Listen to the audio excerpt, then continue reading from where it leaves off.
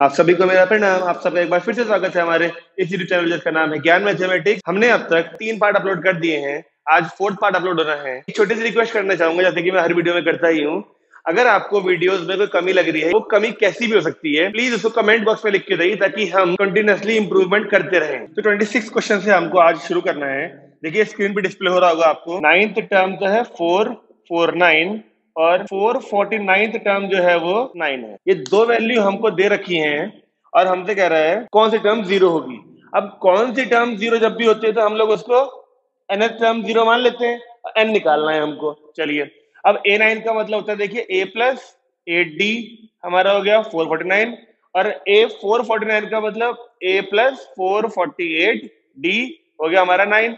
इन दोनों इक्वेशंस को माइनस तो करते थे हम, एलिमिनेशन अपना वही, a से a कैंसिल। अब 448 में से 8 जाएगा तो ये बचा माइनस का 440 और यहाँ पर 449 में से 9 गया तो ये बचा 440। तो d, तो देखिए d की वैल्यू आ गई है हमारी -1। d की वैल्यू -1 हम लोग पुट करें इस वाली क्वेश्चन में तो बन जाएगा a, और जब -1 यहाँ पुट करेंगे बनेगा -8 इक्वल टू 449। ये जगह प्लस हो जाएगा तो a की वैल्यू आएगी 457। अब हमारे पास a है और d है। nth टर्म को जीरो करने को बोला था, nth टर्म यानी कि a plus n-1 into D बराबर 0। a हमारा है 457 प्लस n-1 इंटू डी था माइनस का 1 बराबर 0। ये देखिए क्या बन जाएगा 457 माइनस का n और प्लस का 1 बराबर 0। इस n को उधर भेज दें तो ये आएगा, देखिए 458। 458 टर्म जो है वो जीरो होगी और 458 टर्म हमारा है c। तो c पे टिक लगाइए और अगले क्वेश्चन में बढ़ जाते हैं। हम तो कह रहे हैं फर्स्ट टर्म तो a है, चलिए ठीक है, फर्स्ट टर्म को तो a ही लिखते हैं और nth टर्म हमको b दी हुई है। तो कॉमन डिफरेंस कितना होगा, यानी कि d की वैल्यू क्या होगी। चलिए हम nth टर्म वाले फॉर्मूले से खोल देते हैं इसको। तो nth टर्म का फॉर्मूला हमें पता है a plus n-1 into D होता है। nth टर्म की जगह पे b ले लेते हैं और ये तो a है ही है हमारा n-1 इंटू डी। अब d निकालने के लिए पहले हमें इधर भेजना पड़ेगा b माइनस a और फिर n-1 को अपॉन में भेजना पड़ेगा। तो देखिए ये d आ रहा है, चेक कर रहे हैं ऑप्शन में है कि नहीं कहीं। ये अपॉन में n-1 है हमारा और b माइनस a, यानी कि b माइनस a अपॉन में n-1। यस, तो b पे टिक लगा दीजिए और अगले क्वेश्चन में बढ़ जाते हैं। चलिए, हमें एक ये ऊपर सम दिया है n टर्म्स का, नीचे भी सम दिया है n+1 टर्म्स का और इक्वल टू दे रखा है 17/16। तो n की वैल्यू फाइंड करने को कह रहा है। तो ऊपर n टर्म्स का सम है, फर्स्ट टर्म पता है, कॉमन डिफरेंस पता है, तो हम लगा देते हैं। देखिए हमारा n/2 2a यानी 10 प्लस n-1 इंटू डी आएगा, देखिए हमारा 4। ओके, अपॉन में हमारा n+1 टर्म्स है तो n+1/2 फिर 2a यानी 14 प्लस n+1 और एक -1 और आता है तो n बचेगा यहाँ पर और d देखिए यहाँ पर केवल कितना है 2 इक्वल टू 17/16 चल ही रहा था। इस 2 से 2 हटा दें अगर हम, तो अब देखिए यहाँ पर पहले बचाएगा n के अंदर 10 और ये 4n-4 यानी प्लस का 4n-4 अपॉन में ऐसे ही यहाँ पे n+1 बचा है, ये 14 plus 2n is equal to 17/16। यहाँ से 2 कॉमन लेके इसका 2 काट देते हैं तो बचेगा n, इसका 2 कॉमन लिया तो 10-4 ये 6 बचा होगा। देखिए पहले ये 6 होगा और ये प्लस का 4n होगा, उसका 2 कॉमन लिया तो 3 प्लस 2n बचा और नीचे n+1 के साथ में जब इसका 2 कॉमन लिया होगा तो n+7 बचा इज इक्वल टू 17/16। अब हम एक चीज नोट कर पा रहे हैं कि ये बहुत बड़ी बड़ी वैल्यू है, ऊपर से 17/16 ये भी बहुत बड़ी है। जब क्रॉस मल्टीप्लाई करेंगे तो एक बहुत बढ़िया क्वाड्रेटिक इक्वेशन बन के आने वाली है, जिसके फैक्टर करने में बहुत देर लगेगी। तो क्यों ना एक काम करें, एमसीक्यू को करने का, किसी एमसीक्यू करने का एक बहुत अच्छा तरीका भी होता है हमारे पास, hit and trial. Hit and trial का मतलब देखिए ऑप्शन में हमारे पास 8, 7, 10, 11 4 दिए हैं तो एन की वैल्यू एक बार 8 रख के देखते हैं, यहाँ पर यहाँ पर यहाँ पर यहाँ पर मिलता जुलता कुछ आ रहा है कि नहीं आ रहा। देखिए अगर एन की वैल्यू आप 8 रखेंगे तो ये 8 और 8 to 16 प्लस 3 19 अपॉन 8 प्लस 1 9 और 8 प्लस 7 15। अब देखिए 19 और 9 दोनों कटेंगे नहीं, जबकि ऊपर 17 चाहिए तो ये छोड़ दो, एन की वैल्यू 8, ये ऑप्शन नहीं दिख रहा। चलिए अगला ऑप्शन है एन की वैल्यू 7। अगर हम 7 रखें तो ये 7 और 7 to 14 प्लस 3 17। ओके 17 यहाँ भी था, ठीक है। 7 प्लस 1 ये 8 हो गया और ये 7 प्लस 7 ये 14 हो गया, इससे 2 बार कट गया, 17/16 देखिए आ गया। तो n की वैल्यू हमारी 7 रखने पर RHS आ रहा है, तो यानी कि बी ऑप्शन पे टिक लगाइए और आगे बढ़ जाइए, क्योंकि एमसीक्यूज बहुत ज्यादा लेंथी नहीं होते, कभी कभी हमें उंगली टेढ़ी करनी पड़ती है घी निकालने के लिए, जैसे कि यहाँ पर करी। चलिए अगला क्वेश्चन देखते हैं। 29th क्वेश्चन में हमको ना एसएन दिया हुआ है और कह रहा है बताइए 164 कौन से नंबर पे होगी।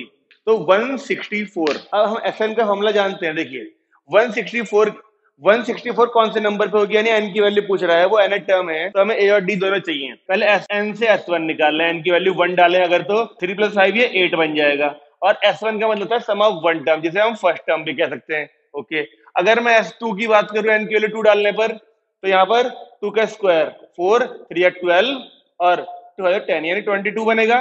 और S2 को मैं A1 + A2 बोल सकता हूँ, दो टर्म का सम 22, जिसमें से A1 8 था हमारा। तो यहां से देखिए A2 की वैल्यू आ गई हमारी 14।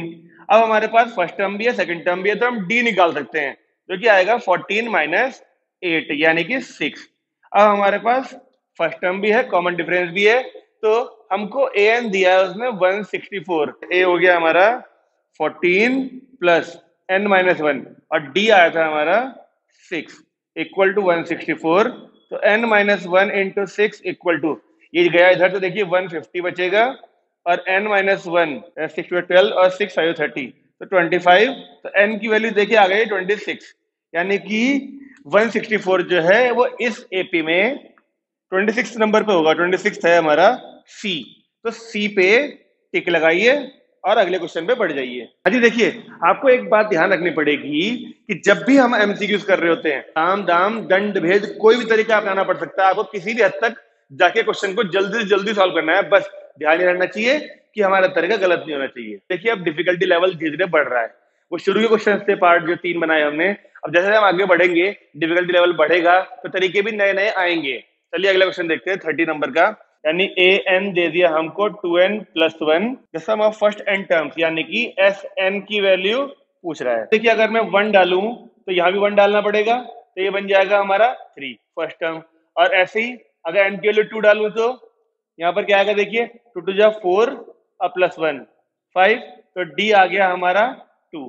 फर्स्ट टर्म भी है हमारे पास, कॉमन डिफरेंस भी है, तो एस एन बड़े आराम से निकाल सकते हैं हम। देखिए n/2 2a यानी 6 + n-1 × d भी 2 है हमारा, तो ये बना। अब ये 2 कॉमन लेके मैं इससे काट दूं तो यहाँ पे n बचेगा और यहाँ 3 और n-1, तो बचा हमारा केवल n और ये n+2। देखें ऑप्शन में n × n+2 है क्या कहीं पर? 30 में n × n+1 2, yes B option पे है, तो बी पर टिक लगाइए और अगले क्वेश्चन में बढ़ जाइए। an = 3 + 2n/3 2n/3 N term they the, S24 पूछ रहा है हमसे। एन से हम फर्स्ट टर्म बड़े आराम से निकाल सकते हैं, एन की वैल्यू 1 डाल के। एन की वैल्यू जब 1 डालेंगे तो ये 3 + 2/3 बनेगा, फिर 3 9 + 2 यानी 11/3। कोई बात नहीं, फ्रैक्शन में आ रहा है।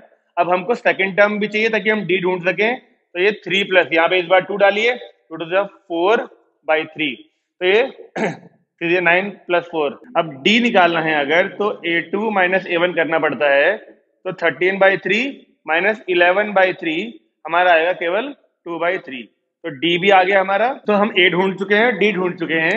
अब S24 हम बड़े आराम से ढूंढ सकते हैं। देखिए S24 यानी 24/2 2A, इसका ट्वाइस यानी 22/3 और 23 × D, D है हमारा 2/3। ओके, तो ये बना हमारा 12 और ये 22/3 ऐसे कैसा प्लस, ये बन जाएगा देखिए हमारा 46/3। तो 12 ऐसे कैसा, 3 एलसीएम ले तो ऐड हो जाएगा केवल ये 8 और ये 68, तो 3 से कट गया ये हमारा 4 बार और 272। चेक करिए 272 ऑप्शन में है क्या कहीं पर? 272 यस, बी ऑप्शन है, तो बी पे टिक लगा दीजिए और अगले क्वेश्चन में पहुंच जाते हैं। शुरू के 5 मल्टीपल्स चाहिए 3 के, उनका सम।